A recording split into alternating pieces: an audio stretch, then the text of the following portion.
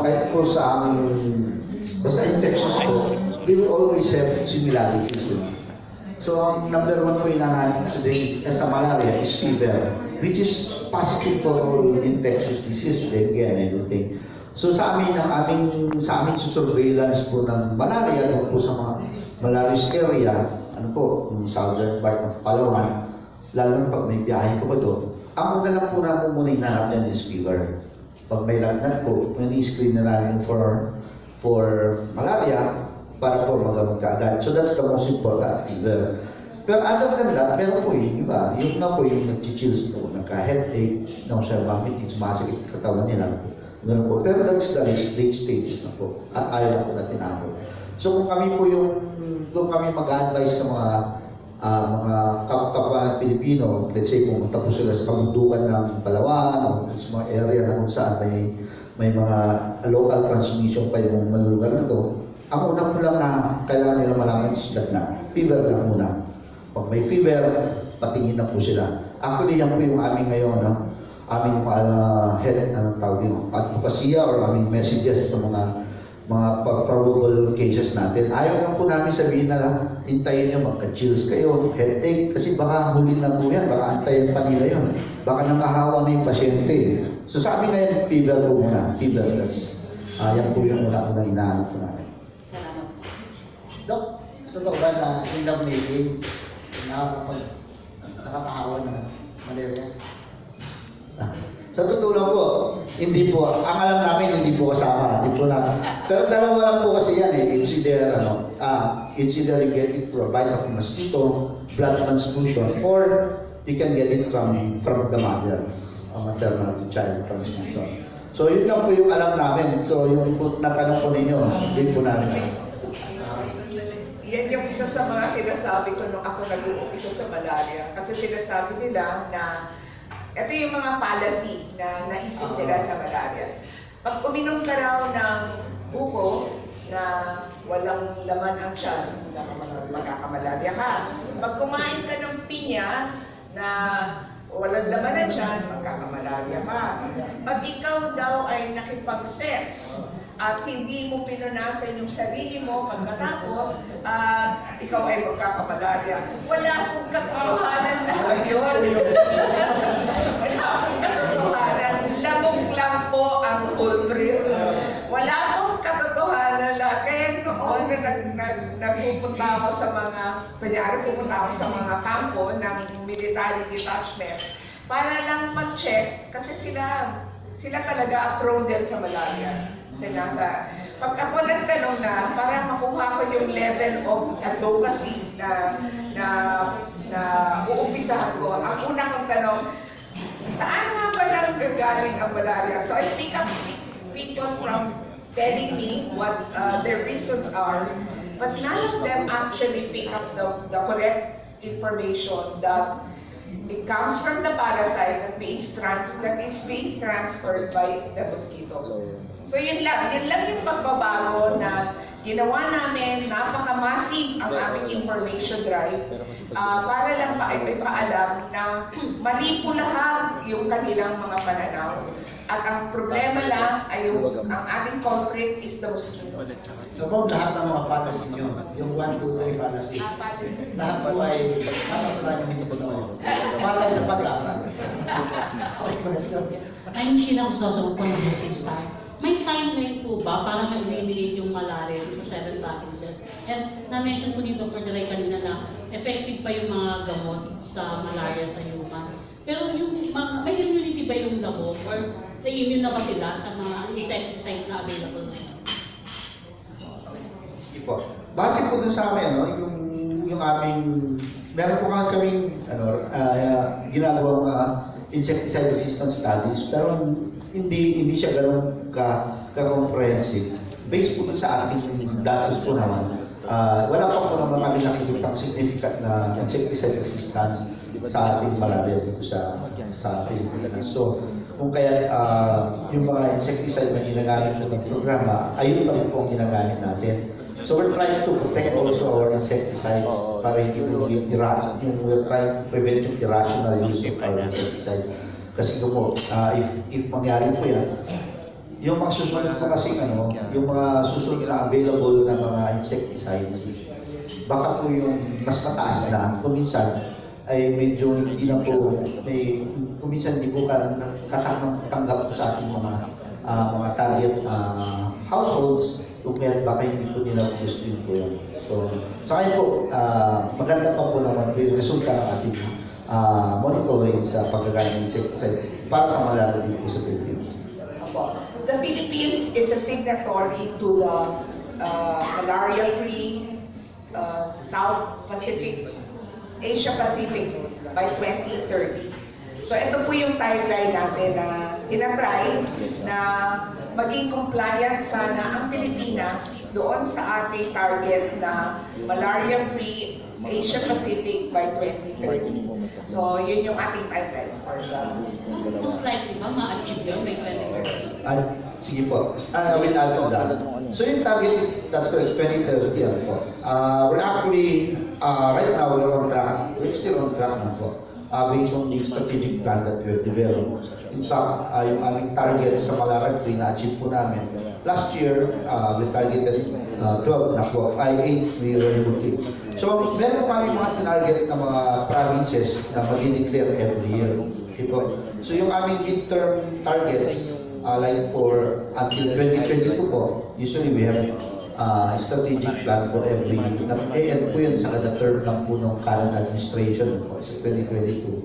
So by the end of 2022 po, ang target po namin dyan, at least out of the 81, ang matitira na lang po dyan na provinces with local transmission will still be will still be 7, pero isa na lang po yung matitira will be 5, pero isa na lang po yung talaga sa control ko, which is Palawan. Because we don't see Palawan na we will be able to bring it down to a level na elimination by the end of 2022. So ang tinatarget namin sa Palawan, dapat by 2025, doon na po namin ma-eliminate ang malaria zero. So ang aming, based po sa timeline natin, for us to achieve yung malaria-free, pag-based po sa definition ng Philippines, dapat po by end of 2025, wala na po kaming local transmission, wala na pong malaria na nanggagaling po sa Pilipinas, kundi galing po sa abroad. That's our target. If we use the definition of the Philippines, kasi po ang Philippines, ang ating definition ng malaria-free is 5 years without malaria. Ang WHO is 3 years. So medyo mahaba-haba po yung ating itong kaya medyo mas maaga-aga. Pero pag yung global po sa certification, it's still 2025 we are targeting kasi once we achieve a zero local transmission by 2025, it takes time also to apply for certification sa WHO. So ang aming binabantayan ngayon is para hindi po mawala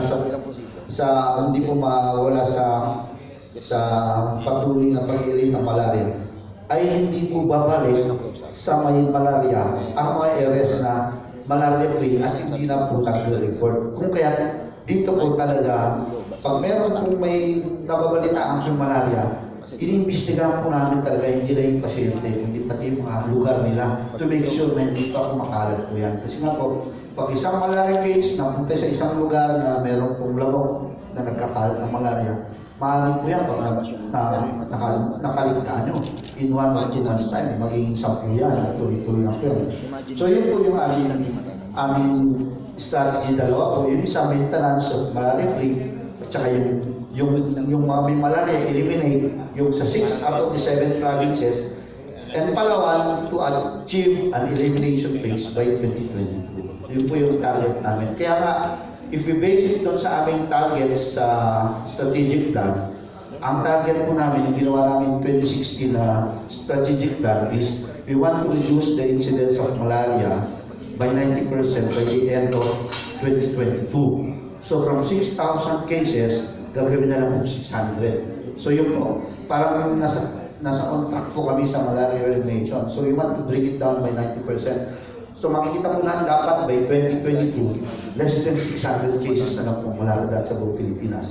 And as far as death is concerned, dapat by 2020, wala na po dapat mamamatay sa malaria dito sa Pilipinas. And we're still on track because as of this year, 2 na lang po yung namamatay.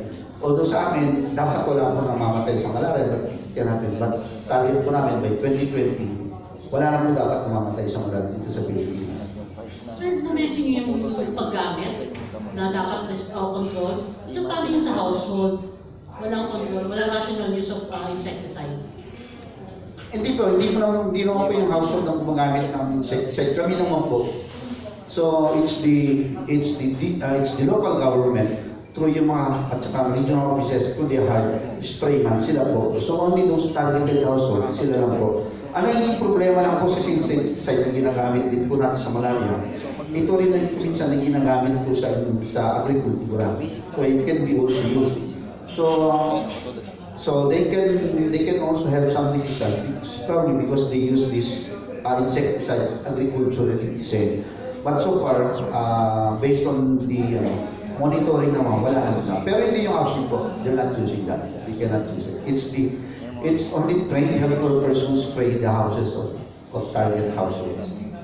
Doc, aside from lagnat or fever, ano yung maaaring epekto sa tinamaan ng malaria? Long-term effect? Ay, marami po. Ang number one po kasi dyan, yung pag-severe na po yung malaria. Lalo pag falsified po, mabilis po ko na i-deteriorate ang una yung tinatama yung blood, yung dugo po ng ating mga pasyente. Ano po, kung kaya po minsan, maraming tayong pasyente naging anemic po out of the long term.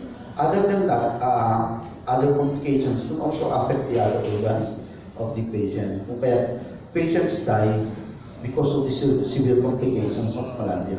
So yung malaria po kasi, pag maaga po na-detect, it's curable, agad po. So ang aming target ngayon sa DOH is, kasama po natin ng LGUs, early detection and treatment ng pasyente as much as possible. Kaya sabi namin, lagnat lang muna, lagnat, magpatingin pagamot. Huwag na natin antayin yung severe kasi baka mamaya hindi na kaya ng gamot natin pag severe na. Pag marami ng damage po sa ibang organ sa pasyente natin. Doc, educate us. Ang mosquito-borne diseases, dengue, malaria, chikungunya, cheche, alin dito pinakamanong? Of course, natin dengue. Alin na dito sa Pilipinas? Ang most common po sa atin, dati malaria, pero hindi. Ang most common po sa atin ngayon is dengue, of course. Okay. And then, sumunod na po malaria. And then, recently we have Zika. Okay, Zika po yan. And then, we also have filariasis po. Mosquito-borne din po yan. Pero, nasa iilang lugar na lang po yan. So, these are the most common mosquito-borne diseases. And of course, yung chikungunya and everything. Wow. Pero ito, still napaka-baba statistically ng mga biktima. I don't think so. Yung iba pa. Pero yung dengue, I think we have significant number of cases. I think in the past years, I think they've gone exceeded more than 100,000 of cases as per dengue. So, ang dengue po malaki. Malaki po yung malaking problema po dengue as far as the is concerned. But I think in 2018, if I'm not quite, I'm not sure. Pero po itong 2018, compared to 27, I think we saw less cases compared to 27. Pero po bang study ang